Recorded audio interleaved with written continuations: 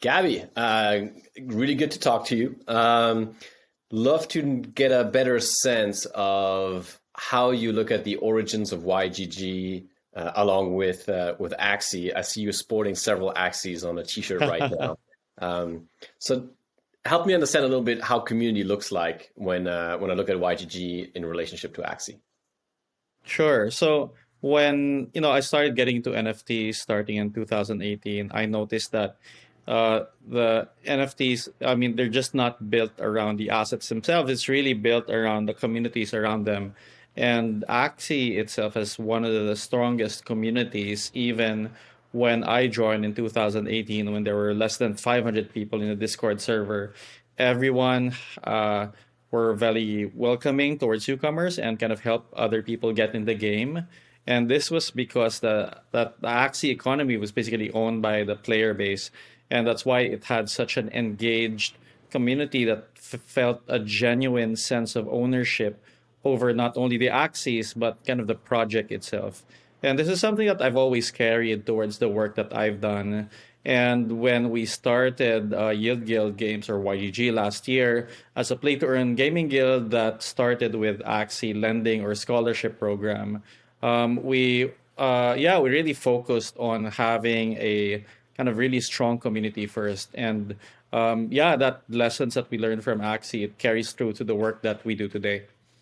So let's talk a bit more about some of the learnings. I think one interesting thing that you just said was that when you went to the Discord, there were originally only 500 people. It started growing, and people felt a sense of ownership. So my guess is you're not talking about a cryptographic sense of ownership. Yeah, so I would say that Axie had always treated its community like co-owners and co-creators of the game itself. In fact, several of the key hires, notably both Geo and Psych Out, came from the very early Discord community and later on became co-founders and really key parts of the project itself. And having that sense of ownership where you not only own the assets in a game or a project, but you're also being heard by the developers, and the developers are treating you like co-creators of a project. I think this is really important. And this goes beyond, for example, governance. Like Axie doesn't have a formal governance project right now, but I think that it actually listens to its community more than a lot of DAOs that may have like formal voting, but not doesn't have a real kind of strong core of community. So so this is really important to think for any project, especially something that we carried over to YGG. Are you listening to your community? What are they saying?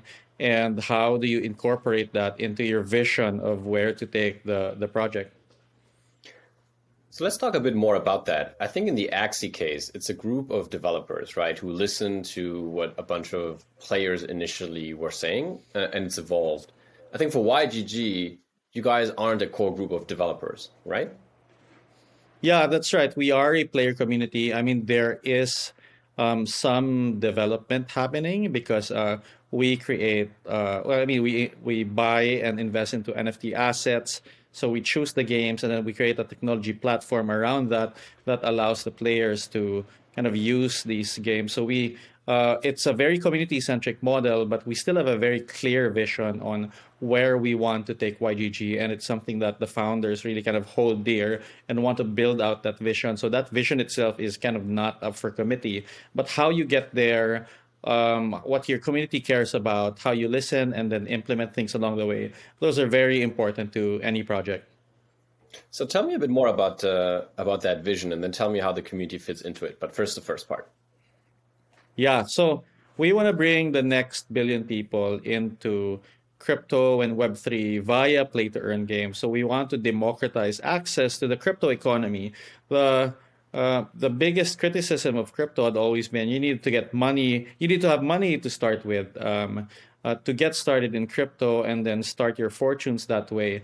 And there are many people who want to participate, but they just don't have any money. They're in debt.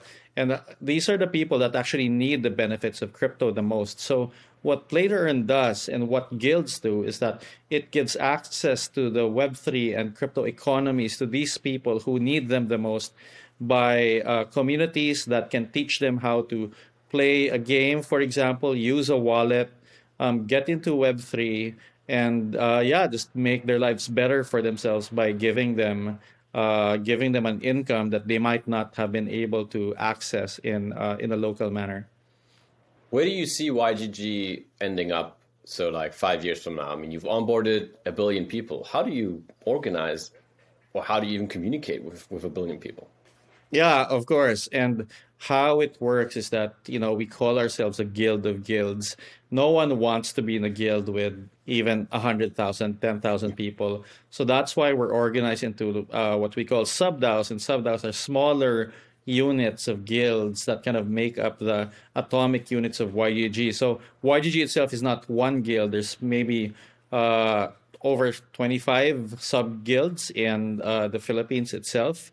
And people are built on a certain geographical area or organized around a certain game or maybe organized around assets in a certain game. So the guild structure itself gets smaller and smaller until people have, I guess, a crew that they want to run with inside the game. But collectively, with the vision, with the products, with the assets we have, it's served by the greater mission of YGG. That's really fascinating, right? Because I think one argument that many people make about Web3 is that geographical boundaries don't matter anymore, right? Like the typical communities don't matter anymore, like separation by language, separation by geography, separation by economic class.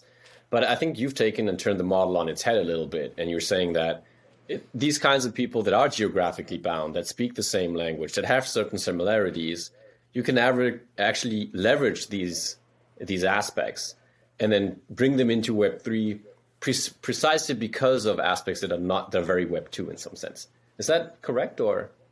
Yeah, that's true. A lot of people saying they want to bring Web3 NFTs, crypto to the masses, but who's the one going out there, village to village, and converting people who don't have any money into crypto Web3 users, give them a wallet, teach them how to use it, and then give them an income via playing Axie or some other game that gives them the money wherein they can do things. These are the steps that are required to actually bring the next billion people into Web3. So in that sense, how do you see YGG as the guild of guilds? What is its relationship to the guilds below it?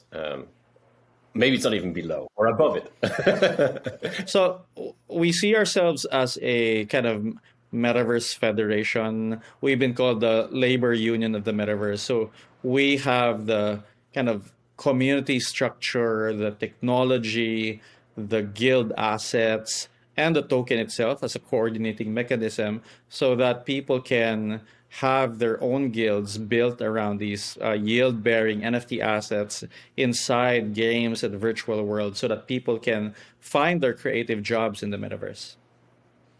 What do you think is YGG going to have to avoid? What are some of the pitfalls that it will have to avoid in order to achieve its vision? Well, one that we're actively thinking of is regulation. Yeah, like there's a lot of uncertainty in regulation around people earning income from Smooth Lab Potion tokens, for example. How is the tax viewer going to view it? How is the SEC going to view it? So there's a lot of proactive discussion with the regulators that have to be made around that. So when you look at kind of YGG as a guild of guilds, or just like one huge community, I think that's probably not a very useful way of looking at it, right? It's better to look at it as kind of a community of communities.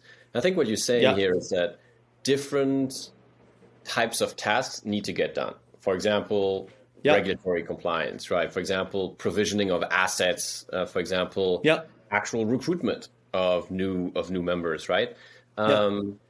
Did this division of labor arise in an emergent way, or was this something that you kind of thought about it originally and then tried to implement?